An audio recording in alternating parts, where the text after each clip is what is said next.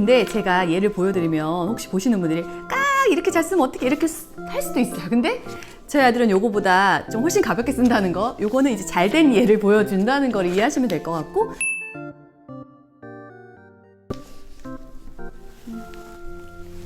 여러분 안녕하세요. 오늘은 그 글쓰기 3편이네요. 사실 완결편이라고 하기에는 좀 그렇고, 앞으로 또 글쓰기에 대한 이슈가 생기면 또 이제 전해드리겠지만, 오늘 일단 학년별 글쓰기, 초등학교에서 할 수 있는 1학년부터 6학년까지 글쓰기를 말씀드리려고 해요. 자녀 연령에 맞춰서 좀 이렇게 학년별로 주의 깊게 들어보시면 좋을 것 같아요. 그리고 저 역시도 위에 이제 아이들이 앞으로 그 나아갈 뭐 4학년, 6학년이 어떤지 되게 궁금하잖아요. 근데 몇 년 뒤의 일은 잘 안 들리더라고요. 그래서 지금과 그리고 한 1년 정도 후에 내가 뭘 해야 되는지에 대해서 조금 집중해서 들어두고 메모를 해둔다면 되게 도움이 되지 않을까 싶네요. 지난 영상에서 1편에서는 글쓰기를 어떻게 하는지 전반에 걸쳐서 말씀을 드렸고, 그리고 이제 2편에서는 명문학교들이 글쓰기 수업들에 왜 집중하는지, 어떤 것들에 집중하는지에 대해서 말씀을 드렸어요. 오늘 이야기는 그럼 초등학교부터 꼭 글쓰기를 잡아줘야 하는가, 왜 잡아줘야 하는가에 대한 이유부터 먼저 얘기를 드리고 학년별로 이어가겠습니다. 이렇게 되어 있어요. 글쓰기가 첫 번째 이렇게 초등학교 때 해야 되는 이유는, 글쓰기는 절대 금방 되는 것이 아니라 오랜 습관, 오랜 훈련, 근육을 키우는 연습이다 라고 했어요. 앞서서도 말씀드렸으니까 이제 딱 인지를 하고 계실 것 같고, 그 두 번째는 피아제가 초등 시기를 언어 교육의 적기라고 했거든요. 그래서 언어를 관장하는 두뇌의 두정엽과 측두엽이 최고로 발달하는 시기라고 했어요. 그래서 이 시기에 언어에 대한 부분들, 특히 독서에 대한 거, 글쓰기에 대한 걸 잡아줘야 된다는 거고요. 그리고 글쓰기에 두려움이 없는 시기이기 때문이죠. 글쓰기 2편에서도 얘기를 했지만, 사실 이제 성인이 되면 글 쓰는 게 더 두려워지잖아요. 내가 못하는 걸 더 안 하게 되잖아요. 근데 초등학교 아이들의 글을 보면 정말 반짝반짝 빛날 때가 있고, 제가 아이 글을 읽으면서도 와, 내가 생각지도 못한 어떤 사물에 대한 이야기를 할 때가 많아요.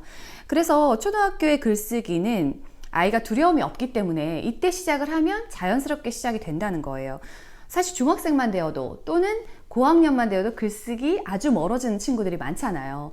그래서 이 영상을 보시는 초등학교 저학년 친구들은 정말 적극적으로 해봤으면 좋겠고, 고학년 친구들의 경우에는 그동안 좀 못했다면 중학교 가기 전에 좀 다져놓자라는 생각으로 하시면 어떨까 싶습니다.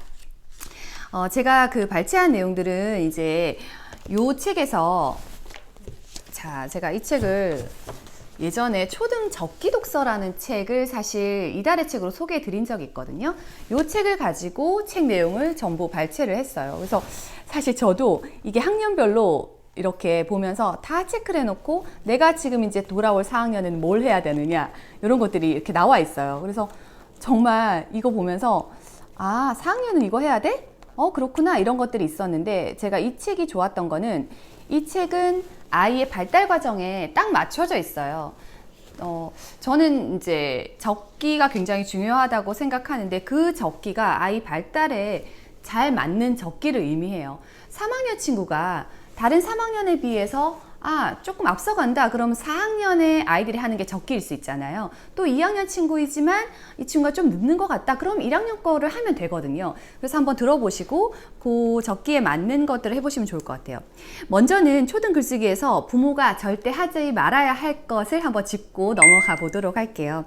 아이가 쓰기를 너무 싫어하거나 속도가 느리다 하면, 아까 2편에서 한번 얘기를 드렸는데, 부모가 받아 적는 걸 하면 된다고 했어요. 특히 1학년 때는 글쓰기에 너무 부담을 주지 않아도 되거든요.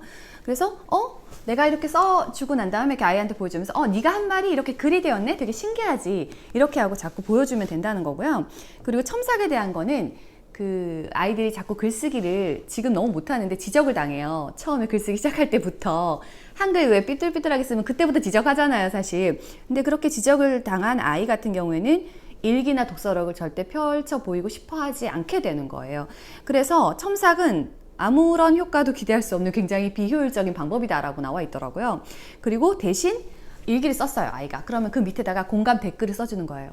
그래서 저도 요즘에 좀 하고 있는데 밑에다가 너는 이랬어? 엄마가 이 마음은 잘 몰랐었네. 엄마가 왠지 미안한 마음이 드네. 뭐 이렇게 써주는 거죠. 그리고 아이에게 자꾸 소감이나 느낌을 쓰라고 하면 될까요? 아이가 사실 저학년은 줄거리 채우기가 바쁘고 또 고학년이 되면 자신의 약간 생각을 풀어낼 수 있는 거에 집중을 한다고 해요. 그게 아이의 발달에 맞게 이루어지는데 너무 서둘러서 너 이게 느낌 이거 몰라? 뭐 이 책 읽어봤더니 어떤 느낌 자꾸 이렇게 강요를 하다 보면 글쓰기가 점점 멀어진다는 거죠. 요 세 가지를 염두에 보면서 여러분 아이들에게 이제 글쓰기를 유도할 때 내가 이러이러한 건 하지 말아야지 이렇게 생각을 하면 좋으실 것 같아요. 초등학교 1학년, 이제 예비 초등학교에 들어가는 친구들도 굉장히 관심 많을 것 같은데 제가 이렇게 1학년부터 6학년까지 정리를 해봤어요. 근데 내용이 생각보다 방대하긴 하더라고요. 1학년부터 3학년까지는 제가 아이들의 경험을 통해서 이제 이렇게 자료가 있어요. 1학년은 일단 일기도 난제이다. 1학년 친구들의 특징. 그리고 평가는 미루자. 그래서 아이들이 일기를 쓸 때 많이 보셨겠지만 나는 오늘로 시작합니다. 근데 그걸 바꿔주려고 할 필요는 없고요. 맞춤법이나 어법들도 자유롭게 하면 된다. 그래서 1학년의 핵심은 일기쓰기예요. 일기쓰기를 정복하면 되는 거고 엄마들의 마음속엔 서툰 것은 되게 당연하잖아 이렇게 생각하시면 좋을 것 같아요. 그래서 일기장 저희 아이가 쓴 거 가져와 봤는데 이게 7세 때 1학년 때는 아니고 7세 때 일기예요. 유치원 나오는 거 보니까. 그래서 이렇게 해서 그림과 함께 이렇게 글을 썼거든요. 그래서 처음에 그림 일기도 자유롭게 쓰면 좋다. 그리고 아이가 이 내용을 먼저 하든 그림을 먼저 그리든 아무 상관이 없는데 아이 입장에서는 그림으로 표현하는 게 편할 수도 있고 글로 표현하는 게 편할 수도 있잖아요. 그래서 처음에는 이렇게 그림 일기로 시작이 됩니다. 그리고 이렇게 하다 보면 그 다음에 이제 사실 단계로 넘어갔던 게 이렇게 칸으로 된 10칸 노트를 썼거든요. 근데 그때 기억에 선생님이 이렇게 쓰지 말고 이렇게 쓰는 게 좋다고 하셔가지고 이렇게 쓰기 시작했거든요. 그냥 글자를 더 많이 이렇게 할 수 있으니까. 그래서 이렇게 그때 선생님이 체크해줬던 기억이 나요. 요거를 한 학기 넘게 지속을 했던 것 같아요. 그래서 이렇게 썼었고, 그리고 이제 마지막 1학년에 이렇게 보면 일기장은 이제 글로 넘어갑니다. 그래서 이렇게 해서 글 보시면 2018년 건데 이렇게 글이 길진 않잖아요. 근데 여기 보세요. 오늘은 주로 이제 오늘은으로 시작해. 오늘은 아니면 나는이야. 왜냐면은 요때는 아이의 특징이 자기중심적이거든요. 내 세계관이 아직은 타인의 세계로 옮겨가지 않았고 나를 중심으로 모든 걸 이해하고 있기 때문에 이렇게 쓰는 게 당연하다. 그래서 오늘부로 오늘이나 나 이렇게 들어있어도 혼내지 않고 잘 썼네 라고 생각하시면 될 것 같아요. 이렇게 되어 있어요. 그래서 1학년 때 글쓰기는 일단 한글을 정확히 읽고 쓰도록만 하면 되는 거예요. 그리고 마음껏 자유롭게 표현하도록 두고 지적하지 말라. 잘한다 잘한다 잘한다 아시죠? 1학년 때는 너무 잘한다 잘한다 이렇게 해주시면 되고, 그래서 틀이 없는 사실 이런 공책 있잖아요. 이런 공책이 1학년 때도 좋다고 해요. 아까 칸노트를 썼잖아요. 선생님이 사실 이 아이들의 이제 단어 사이 띄게 하고 이런 걸 했는데 실제로 책에서 나와 있는 거는 이런 형태로 써도 된다는 거예요. 아이들이 더 자유롭게 글에 흥미를 붙이도록 하고. 그래서 일기를 언제 쓰냐? 저녁에 이제 애들이 다 놀고 뭐 이제 학교 갔다 오고 지쳤어요. 저녁에 잘 안 써지더라고요. 그래서 팁이 하나 있는데 일기를 가급적이면 저녁 식사 전에 아니면 학교 다녀와서 일기를 쓰게 하면 좋다는 거. 그리고 또 일상에서 아이들이 글감을 찾도록 유도해 주라는 거. 이게 1학년의 핵심입니다.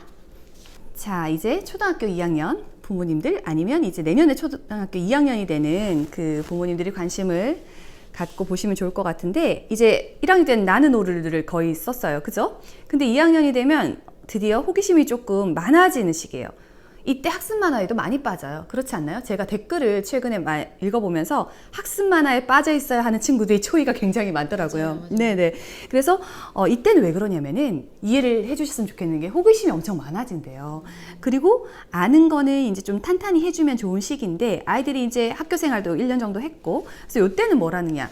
이때도 사실 일기장으로 비롯되긴 하지만 실제로는 생활문이라고 생각하시면 돼요. 일기보다 조금 더 광범위한 생활문을 쓰면 되는 거. 그래서 2학년 걸 한번 보면 1학년 거 여기 먼저 보였던 이렇게 썼잖아요. 이제 2학년이 됐어요. 그래서 어떻게 썼나 한번 볼게요. 2학년 때는 글이 굉장히 많아졌네요. 이렇게 해서 글도 굉장히 많아지고, 그리고 제가 2학년 얘기를 읽어봐도 2학년은 그날그날의 일기 형식이 아닌 내용들도 이제 늘어나기 시작하더라고요. 그래서 자기 감정 표현을 한다거나, 예, 뭐 마음이 답답했다거나 아니면은 그 어떤 거를 봤는데 친구가 어땠다거나 이렇게 해서 대상이 조금씩 바뀌기 시작하더라고요. 그래서 이렇게 요거는 2학년 지금 일기거든요. 일단 손에 힘이 생겼네요. 아, 그쵸. 색깔이 좀 확실히 예, 글자가 좀 선명해진다고 해야 되나? 그런 느낌이 들고, 예, 요때 2학년 때 사실 학교에서 뭘 했냐면은 동시도 지었어요.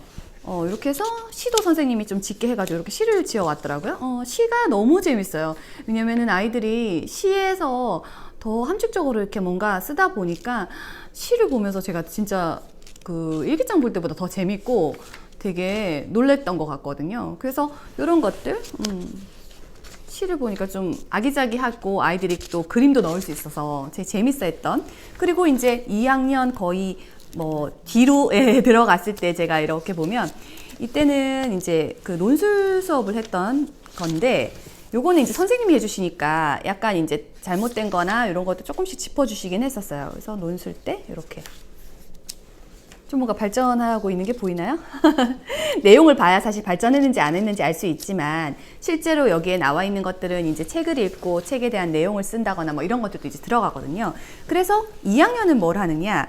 2학년은 그 생활문을 정복한다라고 생각하시고 자세히 떠올리고 그리고 생각하는 습관을 좀 만들어주는 거예요. 1학년 때는 그냥 썼잖아요, 일기를. 근데 2학년 때는 좀 생각을 하도록 하면 좋다는 거예요. 그리고 신기하게 저는 뉴스를 좀 더 커서 봐야 되나 했는데 뉴스를 보기 시작해도 될 나이예요.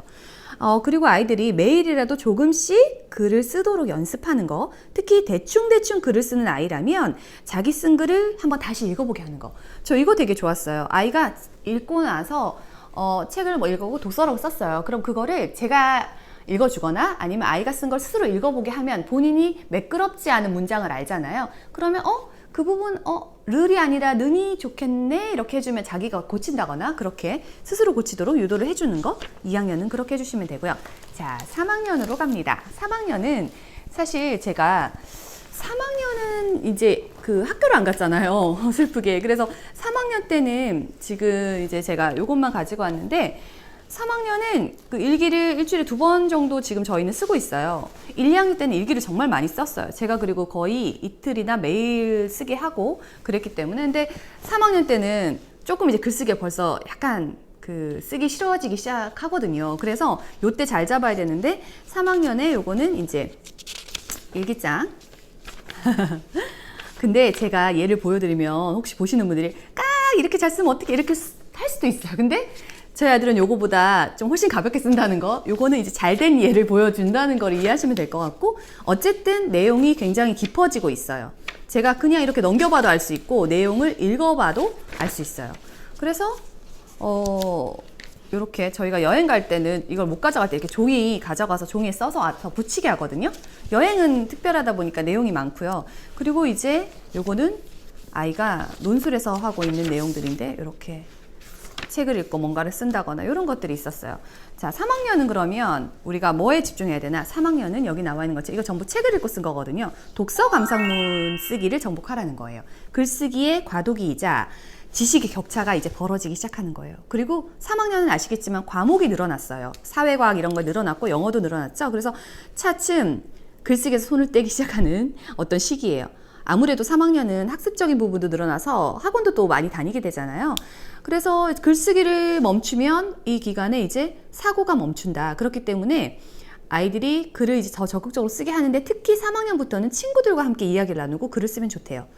지금은 상황이 안 돼서 슬픈데 그래서 형제자매들끼리 글을 쓰고 나누도록 하면 좋을 것 같고요. 아니면 엄마랑 같이 한다거나.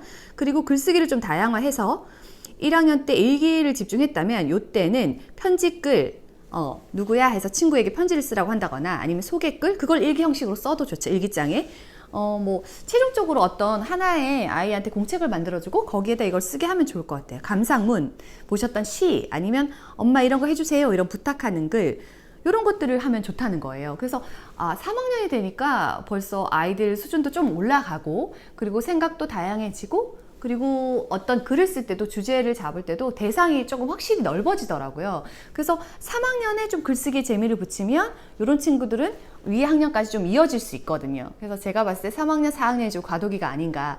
책도 좀 아이들이 손에 놓는 친구도 생기고 더 열심히 한 친구도 생기고 하기 때문에 3학년은 그렇게 해 주시면 좋을 것 같아요. 독서 감상문을 쓰기를 한번 정복해 보세요.